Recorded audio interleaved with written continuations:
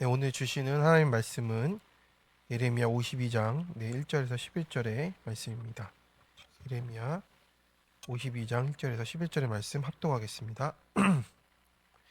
시드기야가 왕위에 오를 때에 나이가 21세라 예루살렘에서 11년 동안 다스리니라. 그의 어머니의 이름은 하무달이라 림나인 예레미야의 딸이더라. 그가 여호야김의 모든 행위를 본받아 여호야 보시기에 악을 행한지라. 여호와께서 예루살렘과 유다에게 진노하심이 그들을 자기 앞에서 쫓아내시기까지 이르렀더라. 시드기야가 바벨론 왕을 배반하니라.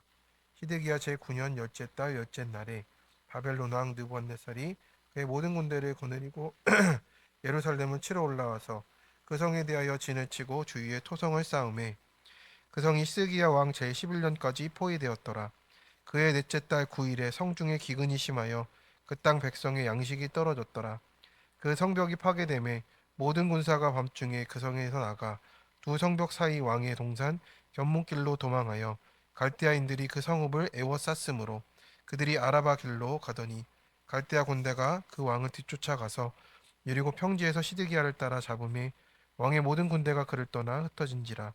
그들이 왕을 사로잡아 그를 하마 땅 리블라에 있는 바벨론 왕에게로 끌고 가매 그가 시드기야를 신문하니라. 바벨론 왕이 시드기야의 아들들을 그의 눈앞에서 죽이고 또 리블라에서 유다의 모든 고관을 죽이며 시드기야의 두 눈을 빼고 놋사슬로 그를 결박하여 바벨론 왕이 그를 바벨론으로 끌고 가서 그가 죽는 날까지 옥에 가두었더라. 아멘.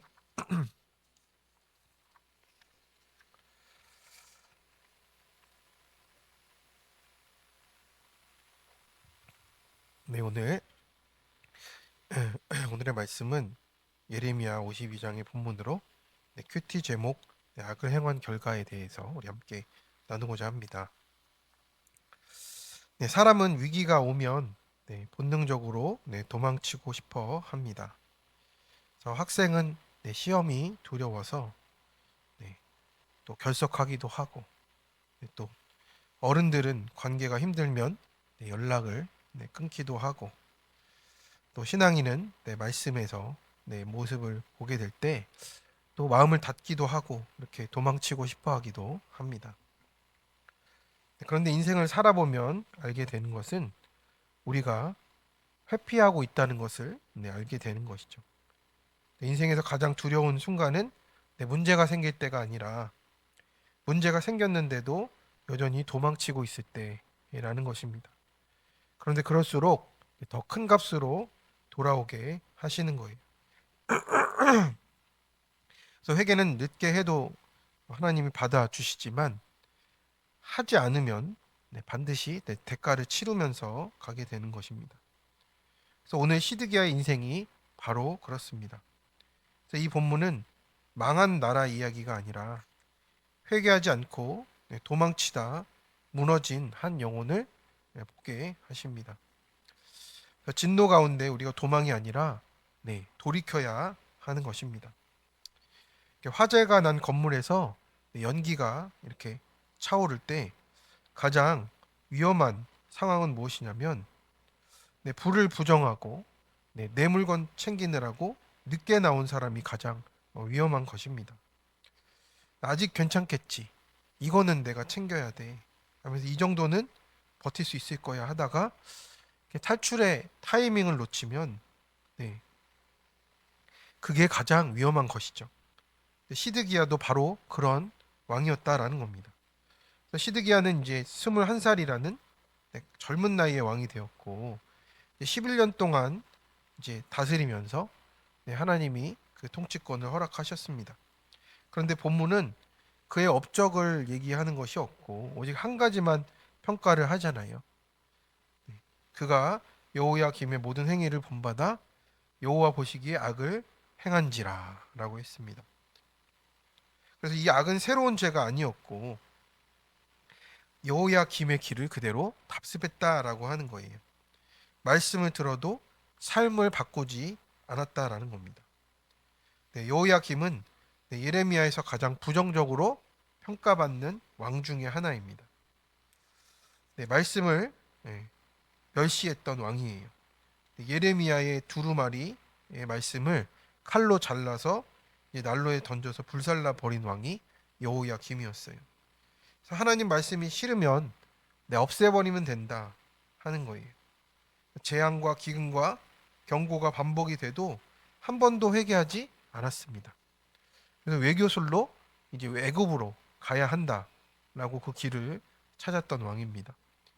히드기야는 그것과 비슷하게 듣기만 하고 순종하지 않았어요. 예레미야에게 물어보기도 합니다. 그렇지만 거슬리면 실행하진 않았고요. 말씀을 무시하고 회개 대신 시간을 끌고 정치와 환경과 사람을 더 의지했던 것을 보게 됩니다. 그래서 여호야김은 말씀을 불태웠고 시드기야는 말씀을 미뤘어요. 방법은 달라도 결과가 같았다라는 겁니다.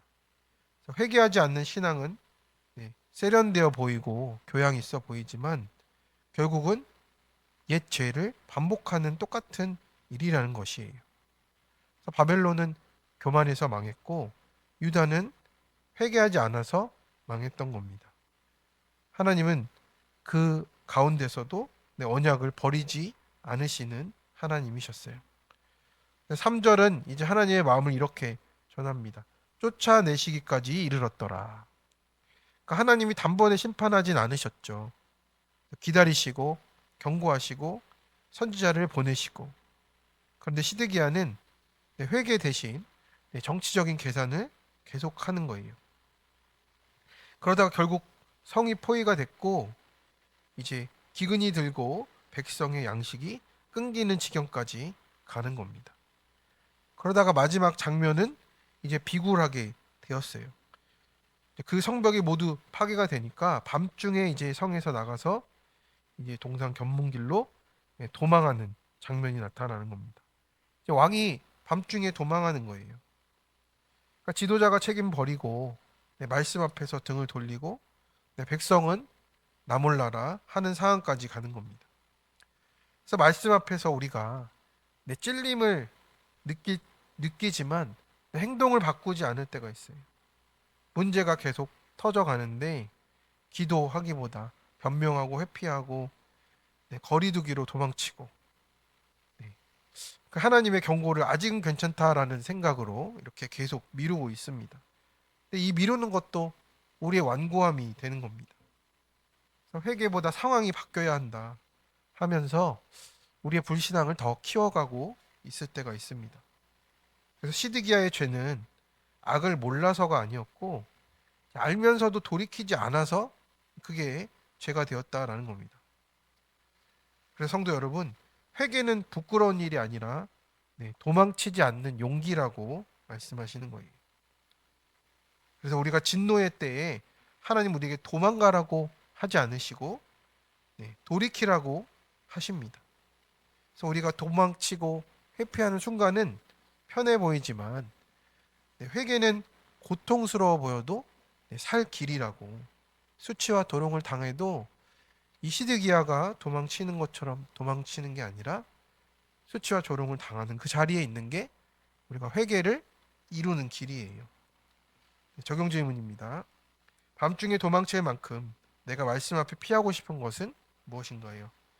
회피가 아니라 회개해야 되는데 미루고 피하는 이유는 무엇입니까? 오늘 회개의 자리로 나아가시겠습니까? 두 번째입니다. 내 자아가 죽는 날까지 오게 갇힙니다. 운전을 하다 보면 내비게이션이 이렇게 계속 말할 때가 있어요. 경로를 이탈했습니다. 경로를 이탈했습니다. 다시 길을 계속 찾고 있죠.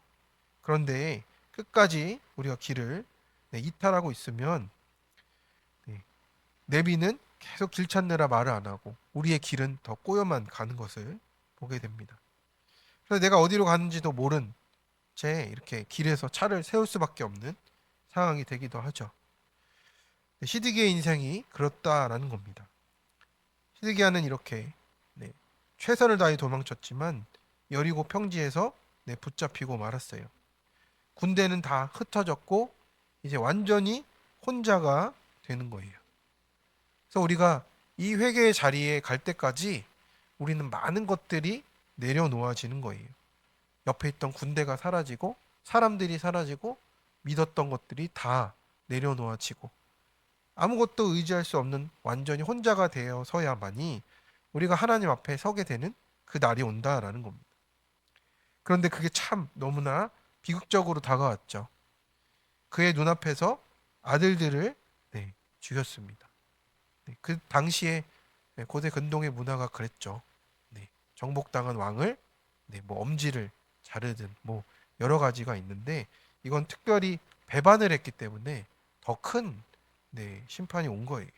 그래서 그의 눈앞에서 아들들을 죽였고 시드기야의 두 눈을 뺐다라고 이렇게 잔인한 장면이 기록되어 있습니다.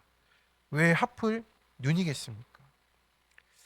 우리가 시드기야는 평생 말씀을 봐도 보지 않은 것이었고 자신의 죄를 보지 않았고 백성의 고통을 보지 않았던 것을 이제 깨닫게 하시는 장면입니다. 그래서 마지막으로 본 것이 무엇입니까? 자기 자녀들의 죽음과 고관들의 죽음이잖아요. 그래서 나의 순종에 영적 후사들의 생명이 달려 있는 겁니다. 그래서 내가 내 순종의 역할을 지켜가야 할 때 지켜가는 것을 우리 영적 후사들이 보는 겁니다. 그래서 우리가 회개하는 모습을 보여줘야 돼요. 내가 이래서 이랬다. 내가 미안하다. 장면이 그 회개가 되어야 하는 거예요. 그래, 내가 그랬구나. 내가 그 모습이었구나.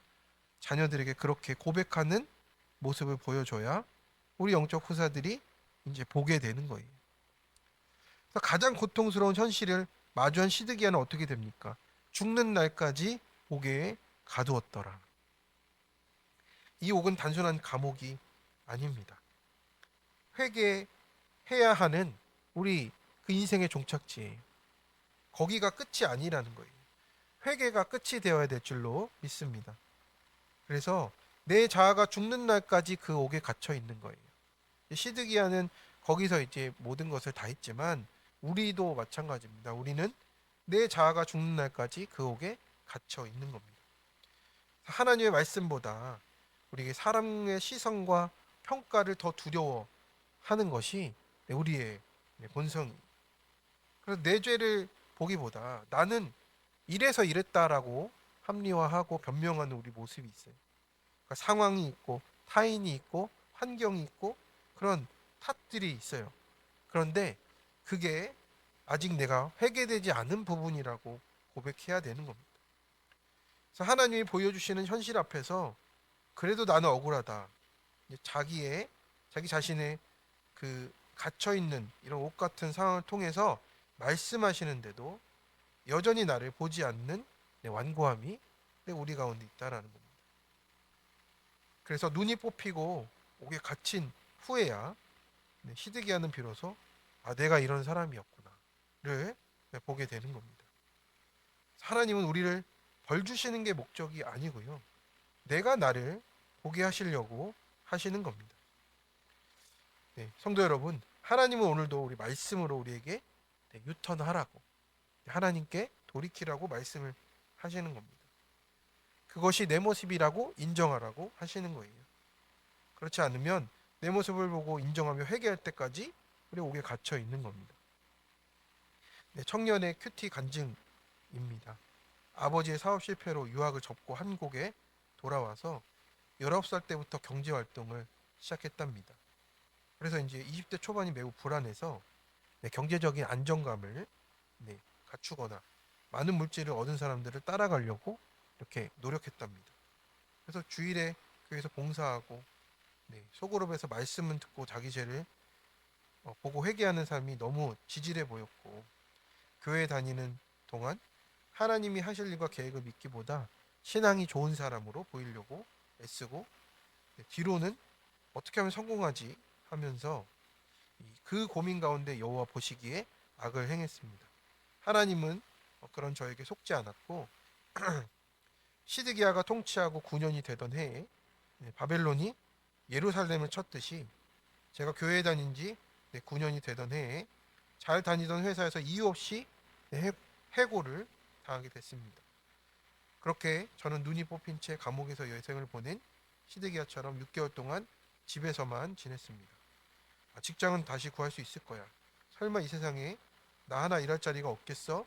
네, 생각하면서 여전히 하나님의 뜻을 물어봤지만 하나님의 계획은 신뢰하지 못하고 점점 줄어드는 통장 잔고와 지읒기간이 다 돼가는 실업급여에 초조하고 불안해하면서 그 예루살렘 안에 바벨론 군대에 포위당한 것처럼 살았습니다. 그렇게 힘든 시간을 보내는 저에게 공동체 지체들이 지금부터라도 하나님을 의지해서 취업을 준비해라 라고 권면을 해줬습니다. 저는 수련회에서 들은 룻기 말씀을 통해 다 무너지고 이른 것 같은 저에게 하나님의 말씀과 그 말씀을 듣고 적용하려는 애쓰는 믿음의 지체들이 남았다는 것, 그리고 하나님을 지독히도 믿지 못해 심판하실 수밖에 없었던 하나님의 마음을 깨달았다는 것을 오늘 알려주셨습니다. 그제야 저는 그동안의 불신앙과 교만을 인정하고 회개하게 되었습니다. 저는 마지막 시력급여를 다 소진하고 나서 하나님의 인도하심으로 겨우 교회와 가까운 회사에 이직해서 지금까지 다니고 있습니다. 이제 스스로 결정하고 또 고민하고 높아지려 행동했던 완악함을 버리고 하나님 말씀에 의지하여 사는 인생 되기를 소망합니다. 매일 아침 큐티 후 출근하고 퇴근 후에 피곤해도 수요 예배를 꼭 지키겠습니다. 네, 그렇습니다.